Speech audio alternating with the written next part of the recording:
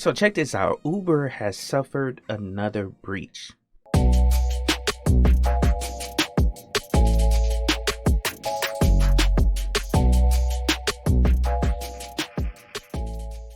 What's up guys, it's Josh back with another video. And a couple months ago I did a video covering a breach that happened at Uber, the rideshare company.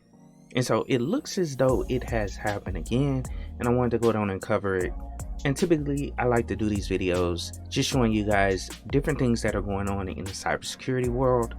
And this is something that you should do as a cybersecurity professional, just mainly checking out what's going on in the world so you can better protect the organizations that you're going to work for in the future. So I always say make this a habit. But let's go down and check out this article. It's super interesting and we'll cover exactly what happened with Uber. Before we move forward, I wanted to ask the Keep It Techie fam to consider joining my channel membership. By joining the membership, you can support the channel, get access to member-only videos, tech mentorship, early technical course access, and exclusive Linux content. Thanks, and back to the video. Okay, check this out. This is on darkreading.com, and I also seen it on a couple other sites, but this article was released on December 13th, 2022. It basically says Uber breached again after attackers compromised third-party cloud. And then the subtitle says threat actors leak employee email addresses, corporate reports, and IT asset information on a hacker forum after an attacker on an Uber technology partner. So let's see what actually happened. But it says Uber has suffered yet another high-profile data leak that exposed sensitive employee and company data. This time, attackers breached the company by compromising a AWS cloud server used by a third party that provides Uber with assets management and tracking services. So that's crazy that they actually got into Amazon Cloud.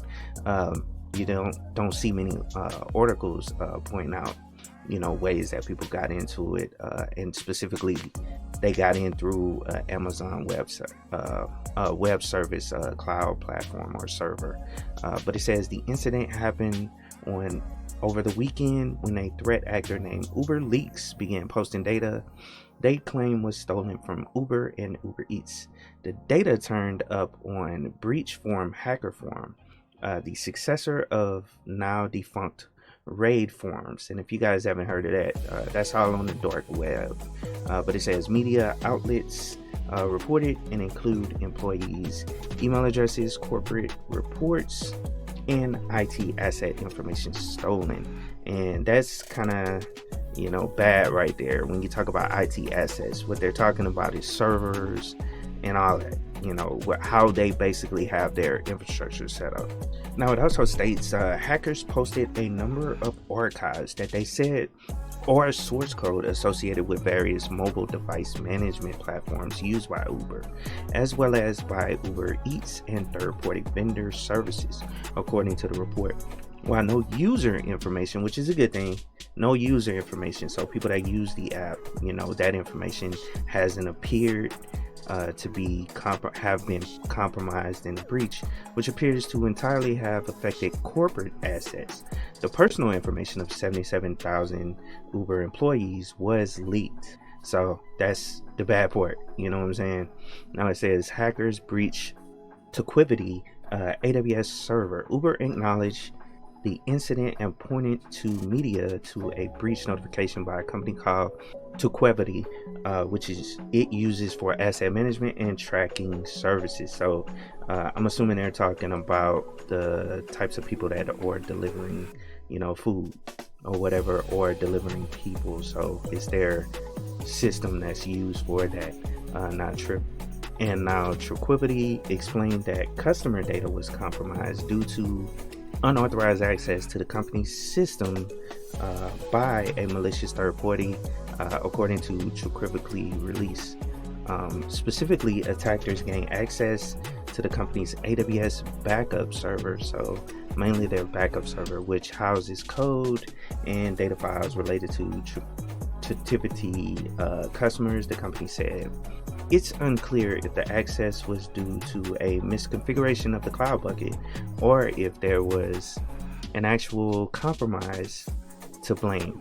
Now it says information exposed by the attack includes information housed on various Uber employees' IT devices, including serial numbers, make, models, and technical specifications, as well as employee information, including first and last names, work email addresses, and work location details, according to Tivity.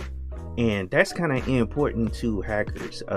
We're talking about the device, the type of device, as well as serial numbers, making, models. That's a lot of information. That's what bad actors look for, that information, so they can figure out if there's a vulnerability for those specific devices that hasn't been patched yet, or 0 days and all that stuff. So that's why that information was going after. Now it says Tivity, and I keep messing up this name, has notified affected customers and is currently investigating as well as working to contain the incident. According to the notification, it's unclear if the breach affects other companies beyond Uber, so they must service other companies. I wonder if they're involved with other rideshare organizations like Lyft. Now, just to cover a little more, it says the latest incident is indeed not Uber's first rodeo. And like I said, I did a video, I think this was like September, where I covered the first breach, or the breach I actually, saw. This is like back in September or so. But it says, as the company has experienced several highly publicized incidents over the past several years that have been significant ramifications for the company. In fact, a previous third-party breach that occurred in 2016 and exposed the data of some 57 million customers and drivers turned into an absolute public relations nightmare for Uber. And I totally forgot about that one. I remember, looking at that one. This was before I started my YouTube channel, so I obviously didn't cover it then, but yeah. This happened back in 2016 as well. Now it says that incident in which attackers also gained access to user or Uber data stored in third-party cloud storage, resulting in the firing of its new former CISO, Joe Sullivan, after it was discovered that the company engaged in a cover-up of the incident. Yeah, now that's something that I specifically remember. This guy getting fired because they tried to cover it up. They tried not to put them, or they tried to suppress it, from getting out there, as far as, the media covering it and everything. But it says Sullivan was even found guilty in federal court on charges related to the incident in October. Now it also says Uber also experienced a significant breach in September. Yeah, and this is the one I was talking about, and was forced to take some of its operations offline due to the compromise of its own internal systems.